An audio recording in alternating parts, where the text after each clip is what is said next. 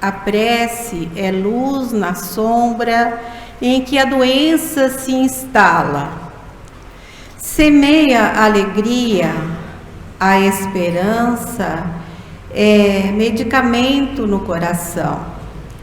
Fuja da impaciência. Toda irritação é desastre magnético de consequências imprevisíveis. Guarde confiança. A dúvida deita raios de morte. Não critique. A censura é choque nos agentes da afinidade. Conserve brandura. A palavra agressiva prende o trabalho na estaca zero. Não se escandalize. O corpo de quem sofre é objeto sagrado. Ajude espontaneamente para o bem. Simpatia e cooperação. Não cultive desafetos. Aversão é calamidade vibratória. Interprete a doença qual se fosse você mesmo. O doente, perdão. Toda cura espiritual lança raízes sobre a força do amor. André Luiz. Bom, hoje nós vamos falar de um tema que aparentemente a gente acha que não está acontecendo nada, né? Mas está num momento efervescente da nossa vida, que é cura, né? Perdão, deixa eu pegar.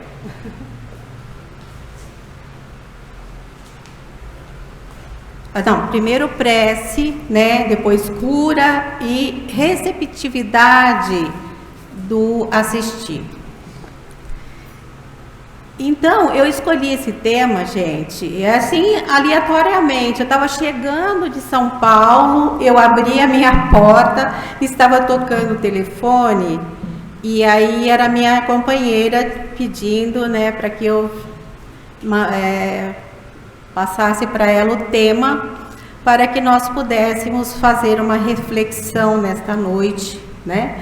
Então, eu falei assim, depois eu já te ligo, eu já te mando, né? Eu falei, não, vamos fazer o seguinte, coloca aí então, prece, cura e receptividade do assistido, porque são coisas conectadas, né? Uma coisa depende da outra, tá?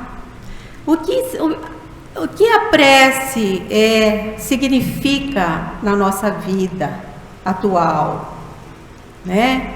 A prece, ela é extremamente necessária, gente.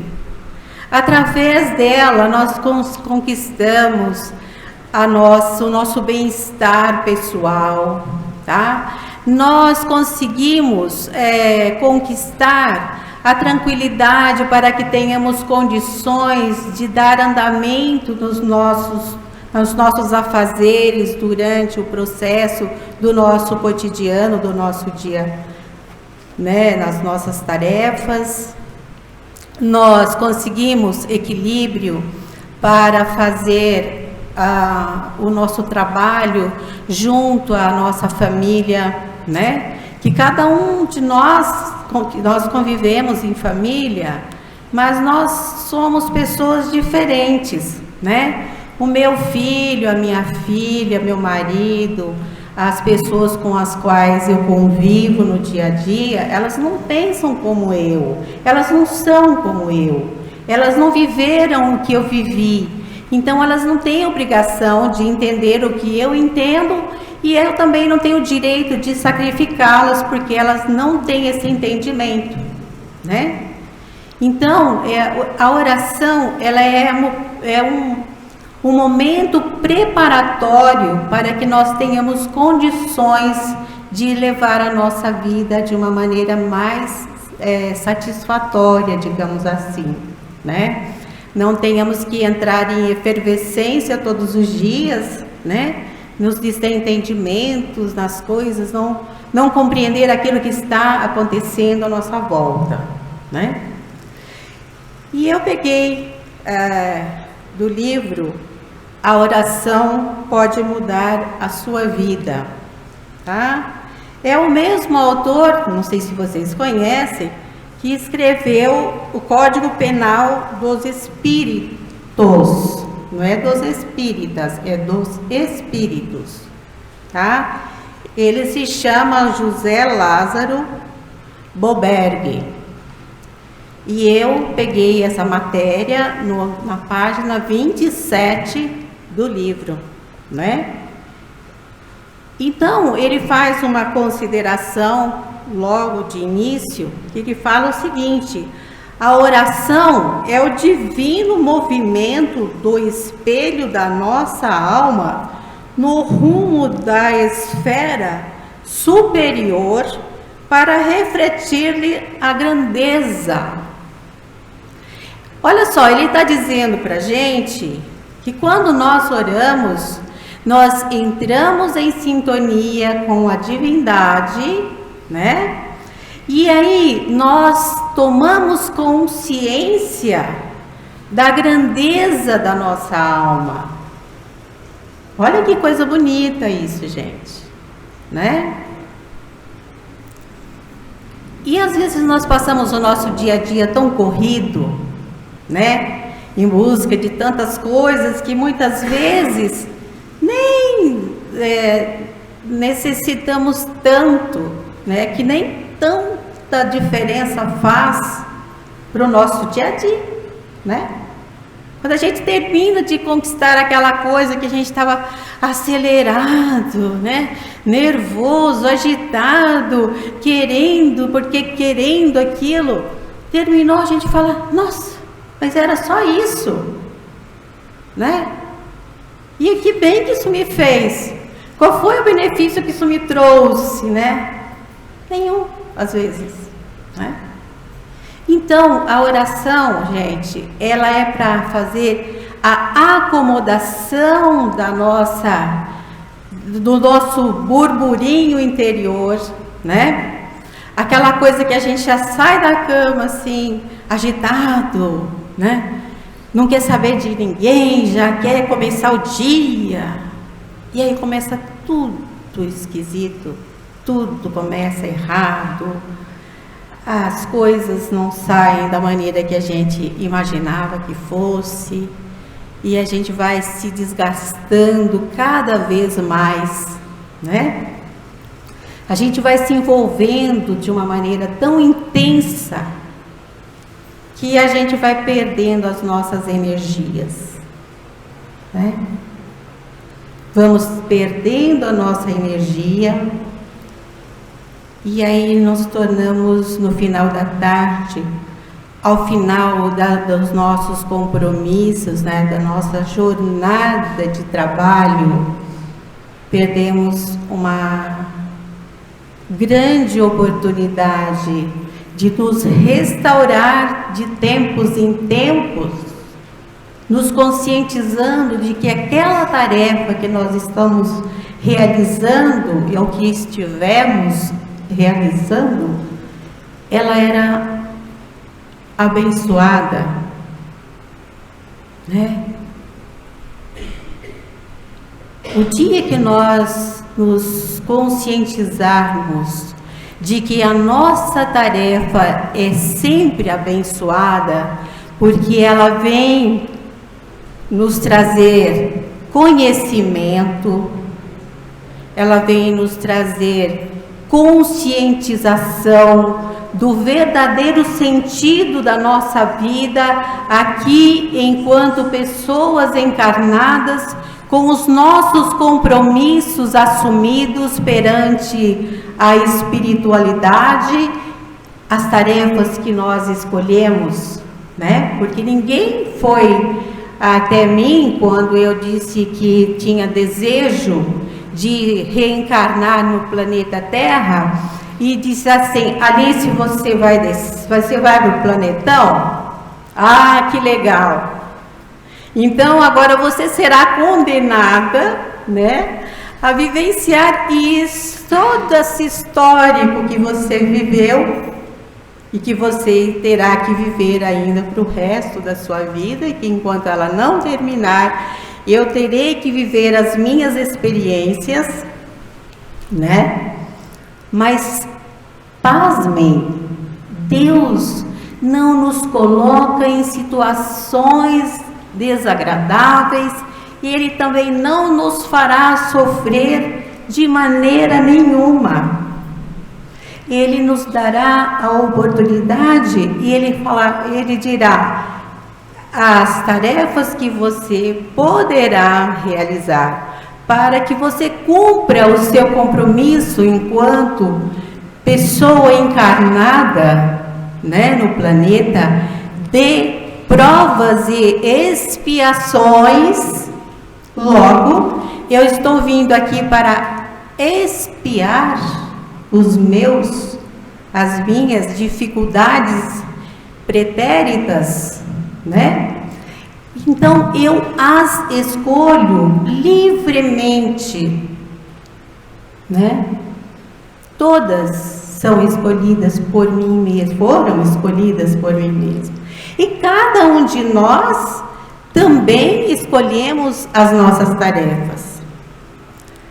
E nós não pensamos que não teríamos condições de realizá-las.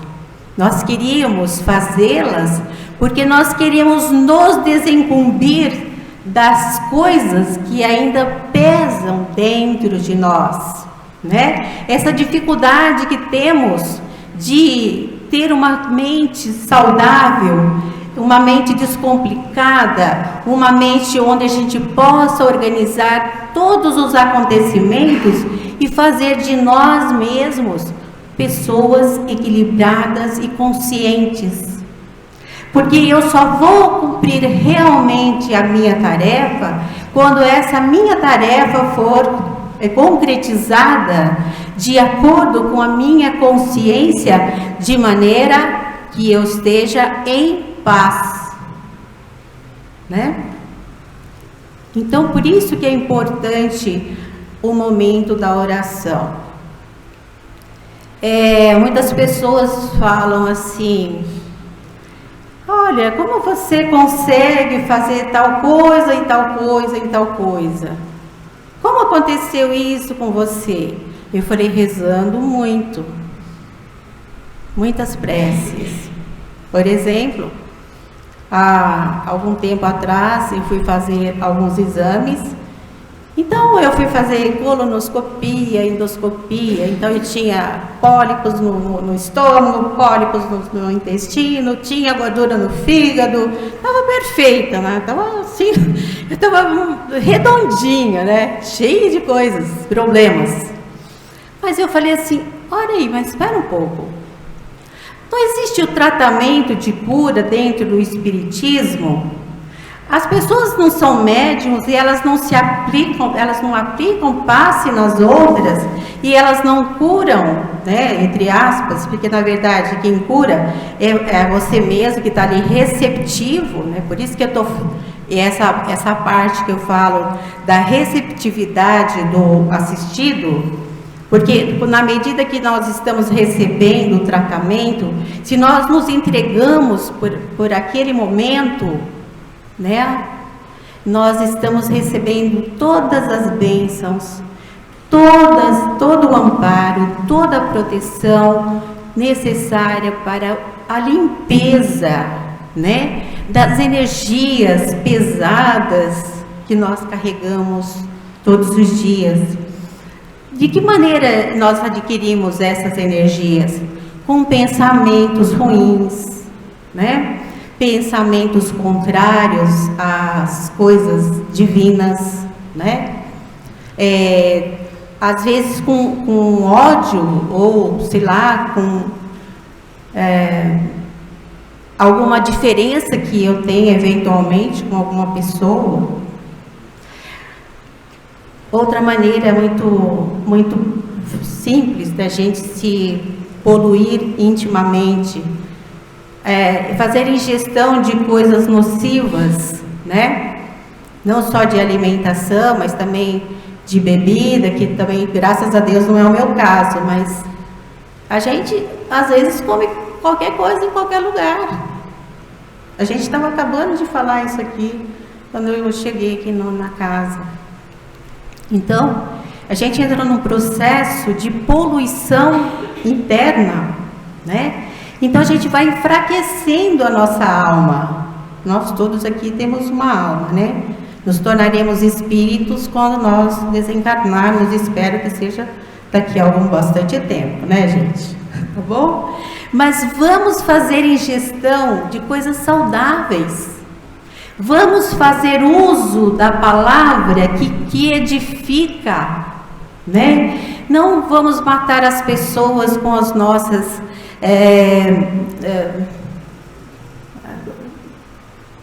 palavras ruins, palavras que ferem as pessoas, que magoam, né? Que não edificam nada, porque quando eu estou magoando o meu semelhante, eu estou, em primeiro lugar, magoando a mim mesma. Eu sou a primeira pessoa prejudicada. Não pensa que nós vamos desejar um mal para alguém e esse mal irá, como uma seta, atingir aquele meu desafeto e eu ficarei isenta de qualquer situação, de qualquer consequência. Toda palavra e todo pensamento emitido, ele me trará uma consequência, né? E geralmente dizem que ela vem em dobro, né? Se eu desejar o bem para alguém, esse bem retornará em dobro. Mas se eu olhar para as pessoas e desejar o mal, eu posso esperar que esse mal irá retornar de alguma forma, em algum momento. Como diz no Evangelho, né? A semeadora é livre, porém a colheita é obrigatória. Nós recebemos aquilo que mandamos para as pessoas, aquilo que nós pensamos, aquilo que sentimos, o bem que praticamos ou o mal que praticamos, né? Então, é bom a gente pensar. E aí, continuando, ele fala que a esfera superior é a presença latente de Deus na própria criatura, cuja manifestação será relativa ao seu progresso ético e moral, conquistado nas experiências milenares. Cada vez que eu reencarno, né, eu vou vivenciando tudo aquilo que já mencionei aqui, né, com aquelas tarefinhas que eu vim para praticá-las, e na medida em que eu vou adquirindo conhecimento, eu vou então colocando, né, numa situação mais, digamos assim, confortável, com mais segurança, com mais certeza. Por que a oração ela tem eficácia, né? Eu entro na minha casa, no meu quarto, e eu então me recolho, né, para fazer a minha oração. E esse momento é o momento em que eu vou elevar os meus pensamentos e vou entrar em sintonia com a espiritualidade maior, para que eu possa receber todos os benefícios dos quais eu tenho necessidade naquele momento, né? E é dessa forma que nós vamos nos colocando na frente de Deus. E aí, quando a gente está falando de Deus, que ele faz essa referência aqui, ele fala: não vamos pensar que Deus está lá no céu, né? Ele é um ser inatingível, né? As pessoas falam: Deus é abstrato. Ah, você já viu Deus? Não. Mas como que você consegue imaginar Deus? Falei, gente, olha para o seu lado. Olha o seu semelhante aí, perfeito. Ou às vezes até não perfeito, com muitas dificuldades. É a providência de Deus, é a presença de Deus na nossa vida. Essa é a criação de Deus. As flores, toda a beleza que nos envolve aqui, que nós muitas vezes não temos tempo de apreciá-las, né? Porque nossa mente está muito envolvida com as nossas preocupações, né? E os nossos desejos e as nossas paixões, né? Que muitas vezes nós não percebemos a grandiosidade de Deus, porque ela está bem aqui, tudo bem aqui. Só nós podermos respirar, olha só que coisa maravilhosa, poder dormir e acordar, ter a oportunidade de nos sentarmos à nossa mesa para nos alimentar. Isso é a presença de Deus na nossa vida. E é grandioso demais, é muito grandioso, se nós percebermos que cada vez que nós sentimos a presença de Deus, a gente perceber que a nossa vida toma uma proporção diferenciada daquilo que nós já vivemos lá atrás. E aí eu volto de novo lá naquela minha situação, né, que eu estava muito bem, né, nossa, estava complicada demais. Bom, então, esse mês, o mês passado, eu tive uns cansaços, resolvi fazer um check-up geral, né? Gente, eu fiquei pasma, eu não tenho nada em lugar nenhum, eu não tenho mais gordura no fígado, a minha perna não dói, meu joelho não dói, meu pé não dói, sabe? Jesus, e o que seria isso se não fosse o poder da oração? Todas as manhãs é como se alguém fizesse assim, ó, acorda, 4 horas, 4:30 da manhã, eu acordo automaticamente. O que eu faço nesse horário? Eu rezo, eu faço as minhas preces, eu faço prece para tudo que vocês possam imaginar, para todas as pessoas e para o nosso planeta, para tudo. Enquanto eu não termino esse processo, eu não durmo de novo. Eu já fiz uma experiência. Falei, eu não vou rezar, porque a hora que eu acordar, eu rezo. Sabe? A hora que eu levantar, 7 horas da manhã, eu rezo. Pois eu não durmo, eu fico acordada até 7 horas da manhã e não durmo. Porque eu não sei se alguém me pegou lá para o grupo de oração, né? Então eu acordo automaticamente, todos os dias, impreterivelmente, entre 4 e 4:30 da manhã, para fazer a oração. E vocês não têm noção da leveza que isso tem me ocasionado. Vocês não têm noção da minha cabeça, ela ficou assim, tão serena, sabe? Eu me libertei, sabe aquele momento de libertação que a gente tira todas aquelas coisas que não serve mais. Não serve.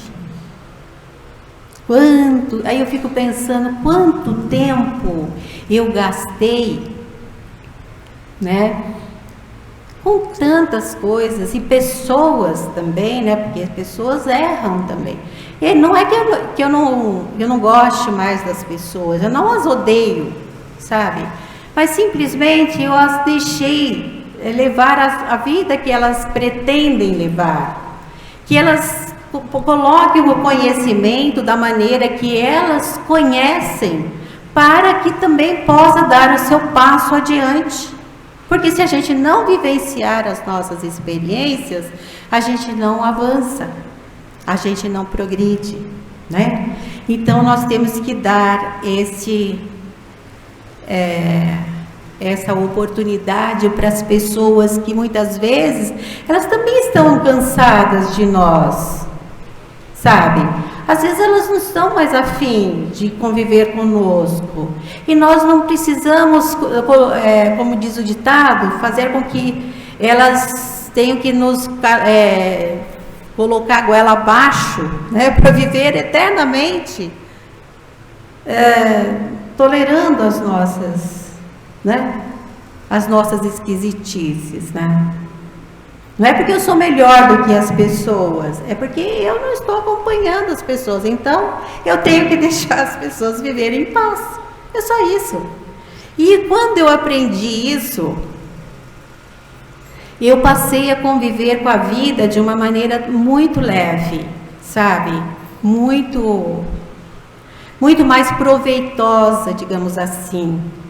Eu tive mais tempo de olhar para a tarefa que eu mais adoro fazer, que é estudar a doutrina espírita, tentar entender coisas que eu, naquela ocasião mais conturbada, digamos assim, eu não tinha condições de fazer, né? E então, continuando aqui, Deus está presente, Ele é presente dentro de cada um de nós. Não importa em que situação nós estejamos. Ah, mas você está querendo dizer que uma pessoa que tem maus pensamentos, que são pessoas más, que são não sei o que, ela tem Deus no coração? Ela tem Deus no coração. Ele está lá. Deus está dentro de cada um de nós. Deus não está no céu. Deus está dentro de nós.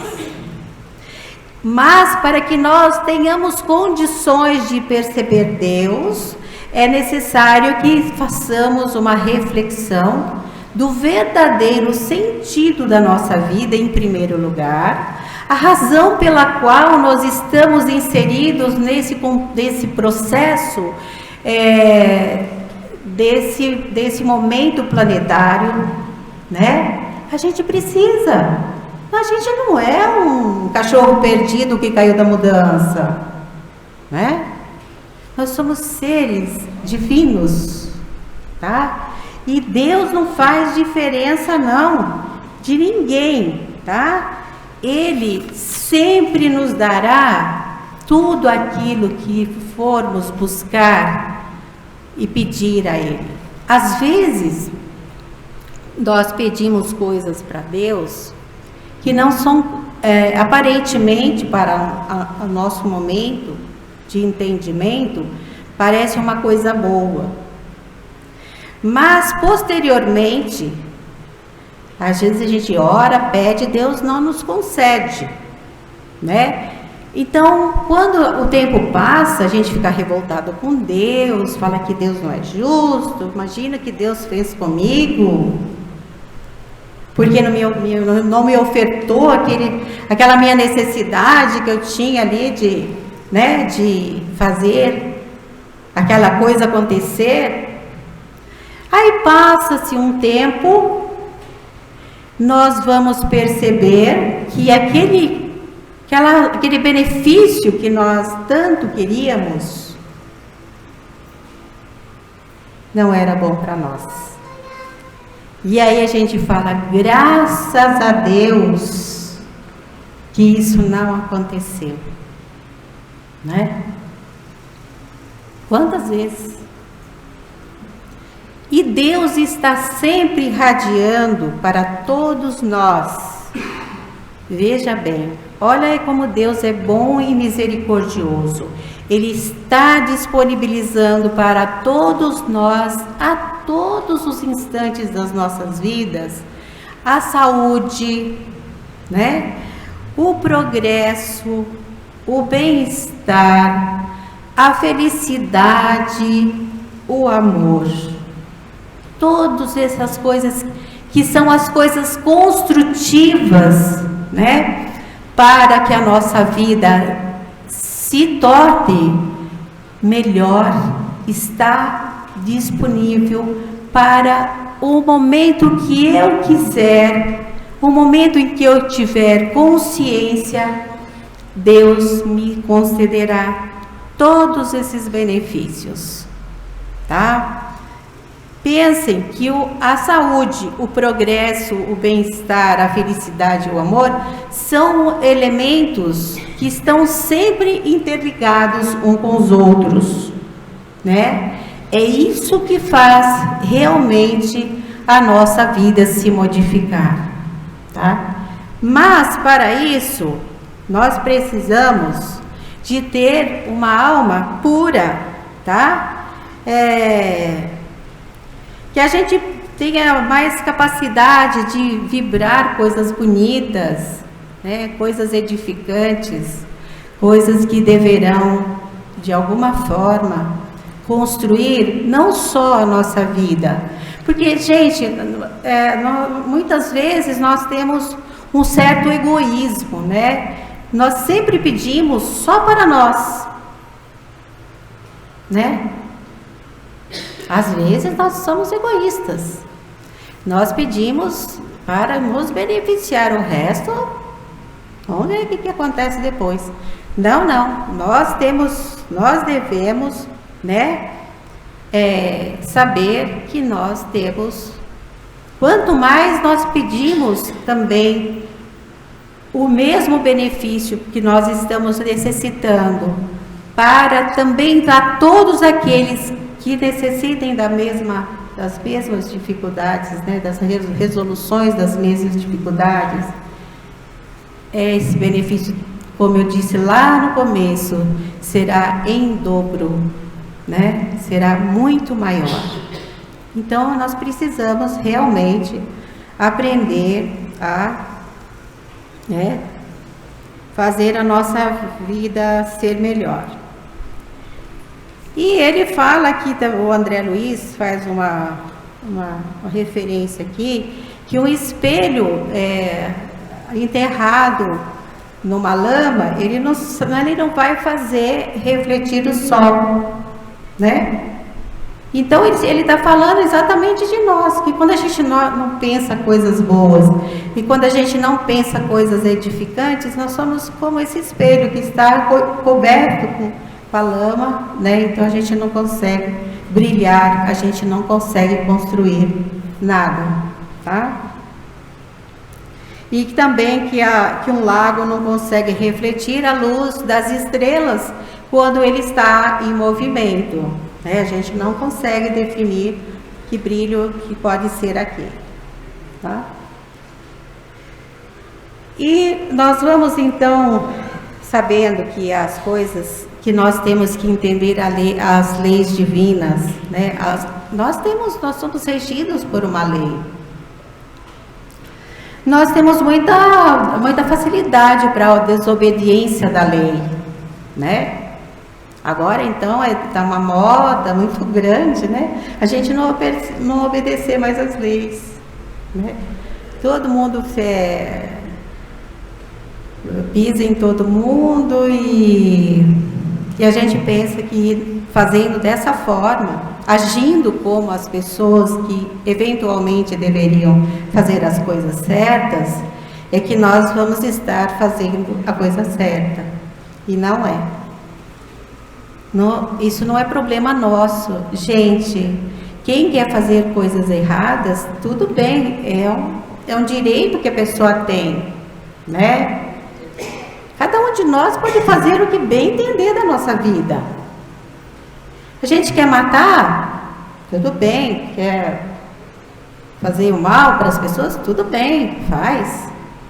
Nunca nos esquecendo, e agora nós vamos falar mais uma coisa, do concurso, né, que temos com os nossos irmãos Da mesma forma que nós temos os nossos irmãos espirituais elevados que nos auxiliam e que nos fazem caminhar e fazer o nosso progresso interior, nós temos também aqueles nossos irmãos que estão em concurso com os nossos pensamentos e os nossos sentimentos de maldade. E eles trabalham pra caramba para fazer com que a gente concretize esse lado pior, né? E são muitos. Eu li um livro que ele se chama Crepúsculo de Outono. Não sei se alguém leu aqui. Salvo algum engano, eu já li alguns outros também, não sei se estou fazendo alguma confusão, mas creio que não. Lá a gente percebe claramente, não só na nossa condição de encarnado, mas na nossa condição de desencarnados, porque nós não nos tornamos santos porque desencarnamos, nós estaremos em concurso de comunhão de pensamentos com todos os nossos irmãos que estão agindo e sentindo e pensando da mesma forma que nós. E vocês não têm ideia de como eles se aglomeram para se juntar a nós para a prática do mal, mesmo quando nós estivermos desencarnados. Tá?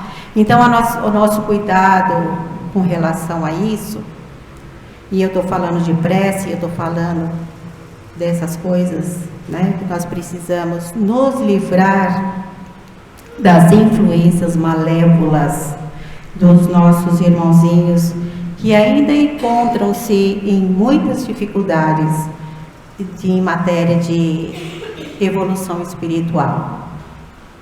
Não vamos abrir brechas para que nós não venhamos a cair num processo obsessivo, né?